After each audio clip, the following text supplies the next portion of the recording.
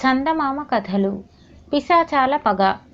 చింతలపూడి అనే గ్రామంలో సూరన్న అనే యువకుడు ఉండేవాడు.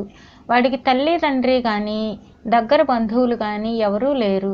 వాడు గ్రామంలో ఎక్కడ ఏ శుభాశుభ కార్యాలు జరిగినా అన్ని పనులు భుజాన వేసుకుని ఎక్కడా చిన్న పొరపాటు జరగకుండా నిర్వహించుకు వచ్చేవాడు. అంతేకాక రాత్రివేళ పొలిమేరలో ఉన్న పంట పొలాల మీద దాడి చేసే అడవి పందుల్ని, మేకలను, గొర్రెలను చంపి తినే తోడేళ్లను ఒంటరిగా పోయి తరిమి కొట్టేవాడు. ఒకనాడు గ్రామ పండితుడు వెంకట శాస్త్రి సూరన్నను పిలిచి, ఒరే సూరన్న, నువ్వు విన్నావో లేదు, ఈ మధ్య ఎక్కడి నుండి వచ్చాయో అడవిలోని చింతల తోపులో 2 పిశాచాలు వచ్చి తిష్ట వేశాయి. పట్నం నుంచి అడ్డదారిని వచ్చే మన గ్రామం వాళ్లను అవి గడగడలాడిస్తున్నాయి. రాజుగారు సకుటుంబ సపరివార సమేతంగా రేపు సాయంత్రం ఏదో మొక్కుబడి తీర్చుకునేందుకు జోగులా దేవాలయానికి వస్తున్నారట. ఆయనది కాస్త చపల చిత్తం, అన్నీ నిలకడలేని ఆలోచనలు. అయినా ఆ పిశాచాలు వారిలో ఎవరికీ హాని కలిగించకుండా చూశావంటే కోటలో నీకు మంచి ఉద్యోగం ఇప్పించే పూచీ నాది అన్నాడు. వెంకట శాస్త్రి చెప్పిందంతా శ్రద్ధగా విన్న సూరన్న కాసేపు మౌనంగా ఊరుకొని, అయ్యా, నాకు మన ఈ గ్రామంలోనే సుఖంగా ఉంది. రాజుగారి కోటలో ఉద్యోగం చేయాలని లేదు. అయినా రాజుగారు మన గ్రామం వస్తున్నారంటే మన అతిథే కదా, ఆ పిశాచాల గొడవేదో నేనే తెలుస్తాను అన్నాడు. సూరన్న ఆనాటి అర్ధరాత్రి అడవిలోని చింతల తోపుకు పోయేసరికి పాడుబడిన ఒక బావి గట్టు మీద కూర్చున్న 2 పిశాచాలు కనిపించాయి. వాటిలో ఒకటి బాగా పొడవు బక్కచిక్కి ఉంది, రెండోది పొట్టిగా లావుగా ఉన్నది. 2 మధ్య మధ్య వికవికమని నవ్వుతూ కబుర్లాడుకుంటూ ఉన్నాయి. సూరన్న ఒక చెట్టు చాటున దాక్కుని వాటి మాటలు వినసాగాడు. ఈ పొగరుబోతు రాజు వేటకంటూ లోగడ మనం ఉంటున్న కొలను ప్రాంతానికి భటులను తరచూ వెంటబెట్టుకుని వస్తుండడంతో మనం అంత చక్కని ప్రదేశం వదిలి ఈ చింతల తోపులోని పాడుపడ్డ బావిగట్టు చేరవలసి వచ్చింది అన్నది పొడవాటి పిశాచం. ఆహా, ఇదొక అద్భుత అవకాశం, జారవిడవకూడదు. ఒక్క రాజేమిటి, అతడు వెంట ఉన్న వాళ్ళందరినీ హతమార్చవలసిందే అన్నది పొట్టి పిశాచం.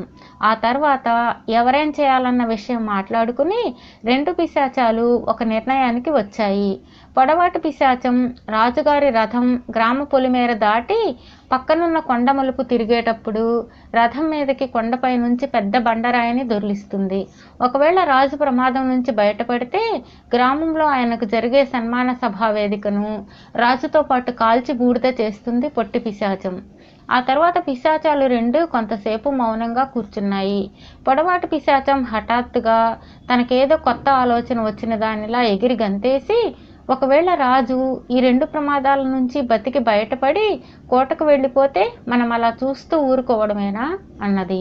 ఊరుకోంగాక ఊరుకోం అంటూ పొట్టు పిశాచం గట్టిగా చప్పట్లు తెరిచి రెండో పిశాచంతో, రాత్రి రాజు భోజనం ముగించి ఒక్కపొడి కోసం దంతభరణ మూత తీయగానే నువ్వు అందులో కర్కోటక జాతి మంట్రగబ్బగా ఉండి కుట్టేస్తావు అని ఒక క్షణం ఆగి, ఇక నేనా, రాణిగారు పూల కోసం బుట్టలో చేయి పెట్టగానే అక్కడ 2 తలల మిన్నాగుగా ఉండి కాటేస్తాను అన్నది.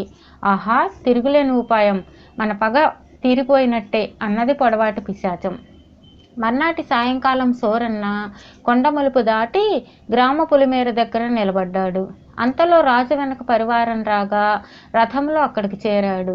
సూరన్న రాజుకు నమస్కరించి తనకు తానుగా పరిచయం చేసుకుని రథం తోలేవాడితో, ఈ కొండ మలుపు చాలా ప్రమాదకరమైనది. మలుపు తిరుగుతూనే రథాన్ని రెట్టింపు వేగంతో తోలడం క్షేమం. రాజుగారికి ఇక్కడ ఏదైనా ప్రమాదం జరగవచ్చని నాకేదో భయంగా ఉన్నది అన్నాడు. రాజు, రథం తోలేవాడు ఇది విని ఆశ్చర్యపోతూ ఉండగా వెనక 4 గుర్రాలు పుంచిన బండిలో వస్తున్న ముసలి మంత్రి కల్పించుకొని, మహారాజా, ఇది మనకు బొత్తిగా తెలియని ప్రాంతం, అతడు చెప్పినట్లు చేయడం మేలు అన్నాడు. రాజుగారి రథం కొండమలుపు దగ్గర వేగంగా ముందుకు దూసుకుపోతుండగా పెద్ద కొండరాయి దొర్లి వచ్చి బాట మధ్య పడింది. ఇది చూసి అందరూ నివ్వెరపోయారు. మంత్రి సేనాధి రాజుతో, మహారాజా, ఈ సూరన్న వల్లనే మనకు ప్రాణాలు దక్కాయి, ఇతన్ని ఘనంగా సన్మానించవలసిందే అన్నాడు. అవశ్యం అవశ్యం అన్నాడు రాజు మీసం మెలిపెట్టుకుంటూ. ఆ తర్వాత రథం గ్రామం చేరింది. అక్కడ రాజు, రాణి, యువరాణిని సన్మానించేందుకు గ్రామస్తులు ఒక వేదిక కట్టారు. సూరన్న రాజుతో, మహారాజా, మీ ముగ్గురు వేదికపై ఉన్న ఆసనాల్లో కూర్చోకండి. వేదిక ఎక్కుతూనే ఆవలి వైపుకు దిగిపోండి, లేకపోతే ఘోర ప్రమాదం జరుగుతుంది అన్నాడు. ఈ లోపల పొట్టి పిశాచం వేదిక కింద కూర్చుని దానికి నిప్పు పెట్టడానికి తయారవుతున్నది. రాజకుటుంబం వేదిక మీద ఆసనాలను సమీపించగానే ఆ పని చేయాలని దాని ఆలోచన. అది ముగ్గురు వేదిక ఎక్కి ఆసనాలను సమీపిస్తూ ఉండగా వాళ్ళు వాటిల్లో కూర్చుంటారేమో అనుకుంటూ రాజకుటుంబం నిలువున భస్మం అంటూ నిప్పులు ఊదింది. అయితే రాజకుటుంబం ఆసరికే వేగంగా వేదిక దిగి దూరంగా వెళ్ళిపోయింది. ఆ మరుక్షణం వేదికకు నిప్పంటుకుని భగ్గున మండిపోయింది. ఇలా ఎందుకు జరిగిందో అర్థం కాక గ్రామ ప్రజలు హాహాకారాలు చేశారు. ఈ సంఘటన జరిగాక సేనాధిపతి సూరన్నకేసి ఒకసారి అనుమానంగా చూసి రాజుతో, చూడబోతే ఈ సూరన్న మాయలమారిలా ఉన్నాడు, లేకపోతే జరగబోయే ఘోర ప్రమాదాలన్నీ ముందే ఇతగాడికి ఎలా తెలుస్తున్నాయి? ఈ ప్రమాదాలన్నీ వీడి పన్నాగమేనేమో మహారాజా అన్నాడు. నాకు అలాగే అనిపిస్తున్నది, వీణ్ణి బంధించండి అన్నాడు రాజు.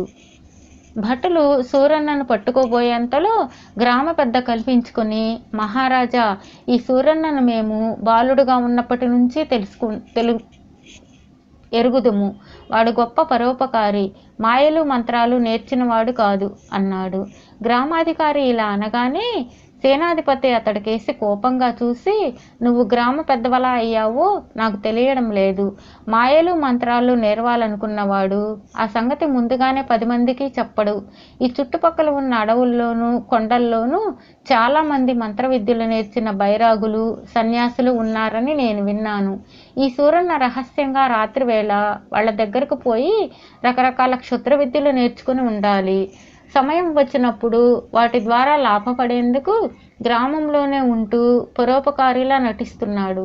ఇప్పుడు మహారాజు గారు ఈ ప్రాంతాలకు రావడంతో ఆ క్షుద్ర విద్యలన్నీ ఆయన మీద ప్రయోగించి ఆయన మెప్పు పొందాలని చూస్తున్నాడు. తరచి చూస్తే ఈ సూరన్న ఆస్థానంలో ఏదో పెద్ద పదవి కోసం ఇదంతా చేస్తున్నట్లు కనబడుతున్నది అన్నాడు. సూరన్న సేనాధిపతి అన్న కటువు మాటలేమీ పట్టించుకోకుండా ఎంతో శాంతంగా, మహారాజా, ఈ రాత్రి తమరు మహారాణి గారు రాజభవనంలోనే 2 దుష్ట పిశాచాల కారణంగా ప్రమాదాలకు గురి కాబోతున్నారు. నేను పక్కన ఉంటే తప్ప మీరిద్దరూ ఆ ప్రమాదాల నుంచి బయటపడలేరు అన్నాడు. సేనాధిపతి ఏదో అనబోయేంతలో మంత్రి, మహారాజా, ఈ సూరన్నను తమ భవనానికి తీసుకుపోండి. రాత్రి రానున్న ఆ ప్రమాదాల సంగతి కూడా ఏమిటో తెలిసిపోతుంది అన్నాడు. దానికి రాజు అంగీకరించాడు. రాజుతో పాటు సూరన్న రాజభవనం చేరాడు.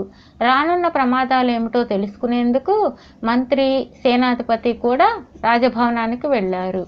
రాత్రి రాజు భోజనం ముగించి ఒక్కపొడి కోసం దంతపు భరణను తీసుకుపోయాడు. సూరన్న ఆయన నాగమని తానే భరణను తీసుకుని మూత తెరిచి లోపల నుంచి కర్కోటక జాతి మండ్రగబ్బ రూపంలో ఉన్న పొడవాటి పిశాచి తల ఎత్తేంతలో మూత బిగించాడు. అలాగే రాణిగారు పూలబుట్టలోంచి పూలు తీసుకునేందుకు వెళ్ళగానే ఆమెను వారించి తనే బుట్ట మూత తెరిచాడు. లోపల 2 తలల మిన్నాగు రూపంలో ఉన్న పొట్టి పిశాచం బుసలు కొడుతూ తల ఎత్తేంతలో బుట్ట మూత మూసేశాడు. ఇది చూసి అందరూ భయంతో వణికిపోయారు. సూరన్న రాజుతో, చూశారా మహారాజా, వీటిని మీకు తెలియకుండా భవనంలోకి వచ్చి నేను ఏర్పాటు చేయలేదు కదా. మీ భటులను పిలిచి ఈ పిశాచాలున్న భరిణను, బుట్టను 6 అడుగుల లోతు గోతిలో భూస్థాపితం చేయమనండి అన్నాడు.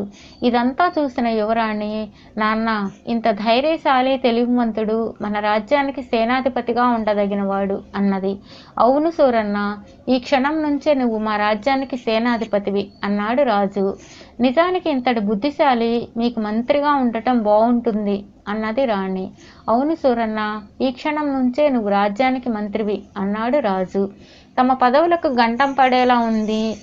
గుండెలు జారిపోయిన మంత్రి, సేనాధిపతి కూడబలుక్కొని, మా దృష్టిలో ఈ వీరుడు మీ తదనంతరం సింహాసనం ఎక్కడానికి అర్హుడు యువరాణి వారికి తగిన వరుడు అన్నారు. నాకు ఆ సంగతి తట్టనే లేదు. మీ సూచన అమోఘం అన్నాడు రాజు సూరన్నను యువరాణిని మార్చి మార్చి చూస్తూ. అప్పుడు సూరన్న మనసులోనే, రాజు సొంత ఆలోచన బొత్తిగా లేనివాడు, ఇటువంటి వాడి దగ్గర ఉండటం ప్రమాదం అనుకుని, క్షమించండి మహారాజా, ఎట్టి పరిస్థితుల్లోనూ గ్రామం విడిచి వెళ్ళనని మరణశయ్య మీద ఉన్న మా నాన్నకు మాట ఇచ్చాను అంటూ అక్కడి నుండి బయలుదేరాడు. తమ పదవులకు ముప్పు తప్పినందుకు సంతోషిస్తూ మంత్రి, సేనాధిపతి ఏకకంఠంగా, మహారాజా, తండ్రికిచ్చిన మాట నిలబెట్టుకోవడం కొడుకుగా సూరన్న ధర్మం అన్నారు. అవునవును, ధర్మం ధర్మం అన్నాడు రాజు తలాడిస్తూ.